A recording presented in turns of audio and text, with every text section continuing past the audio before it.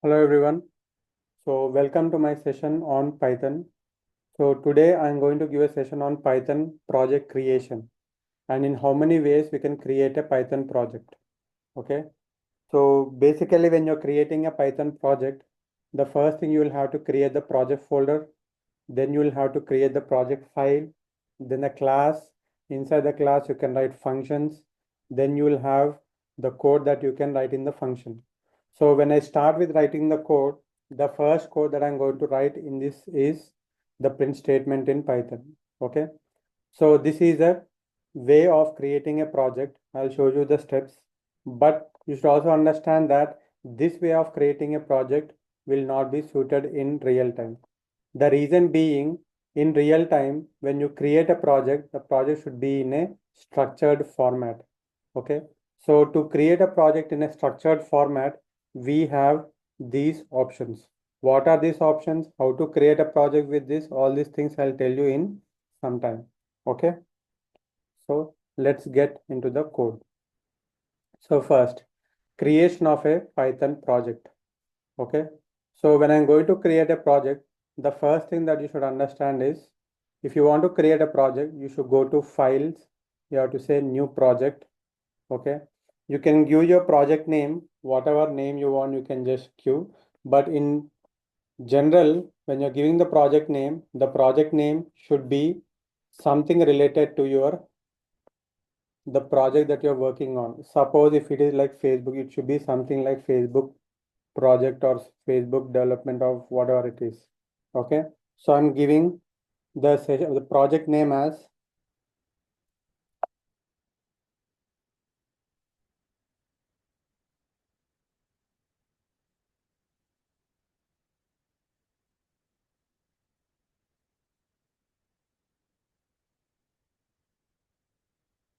okay Python project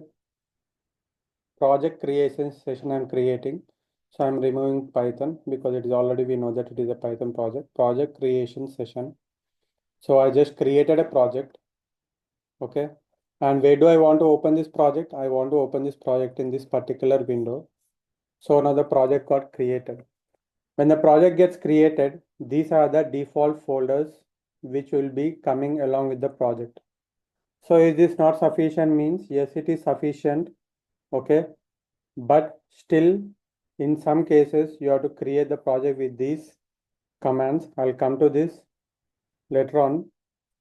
But first, let us understand, once I create a project, what is the next thing that I should do? I should be creating a Python file.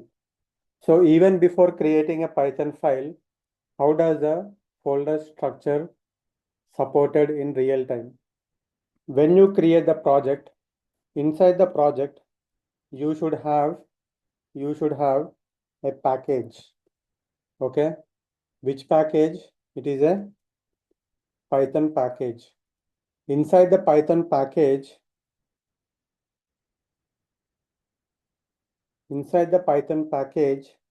you should have inside the Python package, you should have Python file. Okay, you should have a Python file. Inside the Python file, you will have a Python class. So inside the Python class, you will have functions. Okay. Inside the functions, you will have lines of code. Okay. So this is how it works. Now what code I can write? We shall start with simple print statement. But this is the standard folder structure of a project. Now what happens if it doesn't follow this? Nothing will happen, but it is a standard in real time. Okay. So you people, when you're creating a project in real time, you should know this because your code will be considered as a wrong code if you do not follow this. Okay. So first I created a project. Now inside the project, what I'm going to do, I'm going to create a Python package. So how to create a Python package? Right click on the project, go to new and say Python package. So when you say Python package, it is going to ask you for the name. Okay. So I'm going to give that.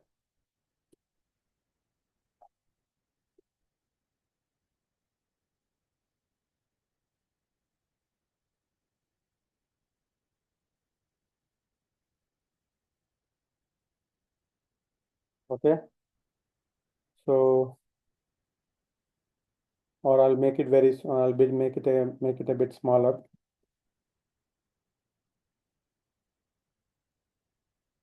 Okay. So I created a package called package creation demo. Now, once I create this, by default, you will be getting a file called init init .py. This is a constructor for the package. What does this mean and when to use this? I'll tell you in the coming sessions. Okay. But once you create a package, okay, once you create a package, inside the package, you have to create a Python file. How to create the Python file? To create the Python file, you have to right click on the package, go to new and say Python file. In this, what you are creating, you are generally creating a Python file, or what all you can create. You can create a unit test file, and what you can create a Python stub. All these are the three possible files that you can create inside the package. But for now, I'm just creating a Python file. So what is my file name? This file name is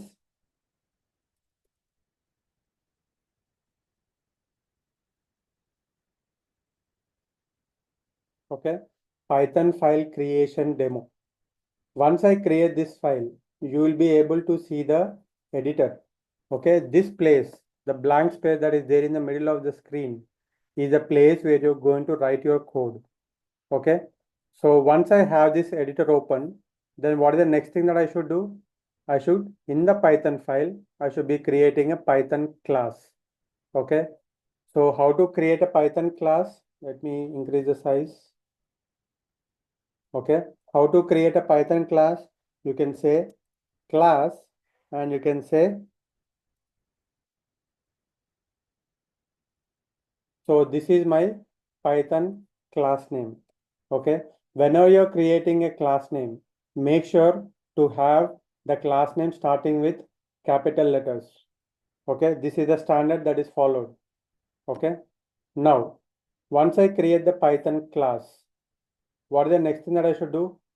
Inside the class, I should be having functions. So how do you define a function? To define a function in Python, you have to use def, okay, function.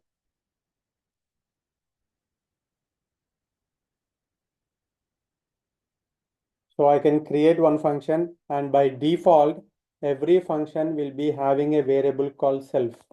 What is this self and all? I'll be coming to this in the coming sessions, but I can create n number of functions in this way.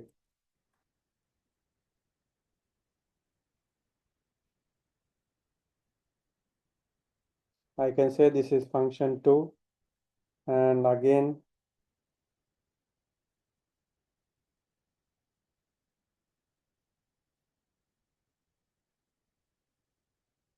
this is function 3.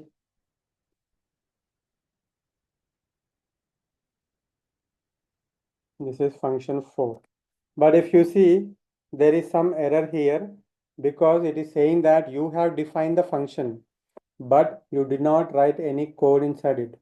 So what we need to do, we need to write the code inside the function. So inside the function, we can write some lines of code. So how do we write some lines of code? To write these lines of code, as I said, I'm going to go with the print statement.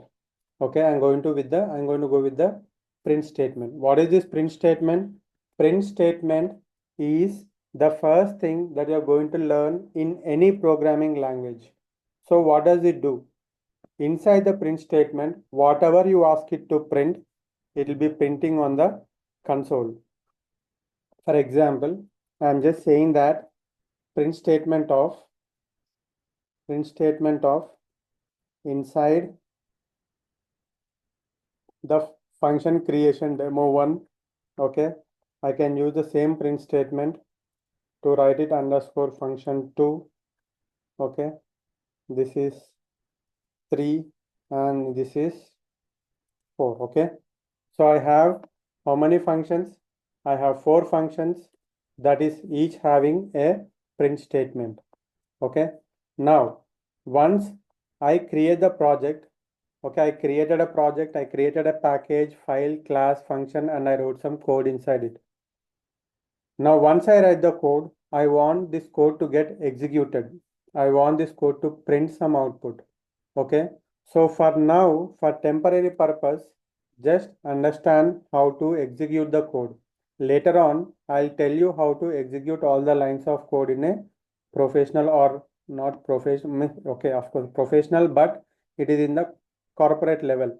How to execute a code, I'll tell you. Okay, but for now, if you want to execute this code, you have to create an object for the class.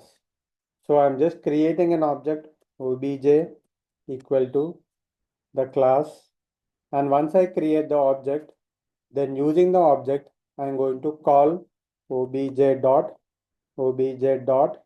I can call the function creation demo1. This is the function I'm calling. Okay, got it? Now again I'm creating obj dot, this is 2, obj dot 3 and 4. So this is how you're going to create a class, you're going to create a function, and then you're going to run this code. How do I run this code? I can run this code by right clicking, run as, whatever the file that you are referring to, that file you have to run. So when you see the output, you're going to get whatever print statement that you have written. So if you see the first function, you have written a print statement that inside function creation demo1, second is inside function creation demo2, inside function creation demo3 and demo4, the same output you can see here. Okay, so this is how you have to create a project, and then you have to execute the project. Okay, so this is very simple, very basic process, and this should be the standard, guys. Okay, this should be the standard, and this will help you to follow the same in real time. So in the next session, I am going to tell you, if you do not, or if you are okay creating with this, this is fine. But if you want to create a project with some standard structure, by default, if you want to have it, I'll tell you how to create the project with these libraries. Okay, stopping for now. We shall meet in the next session.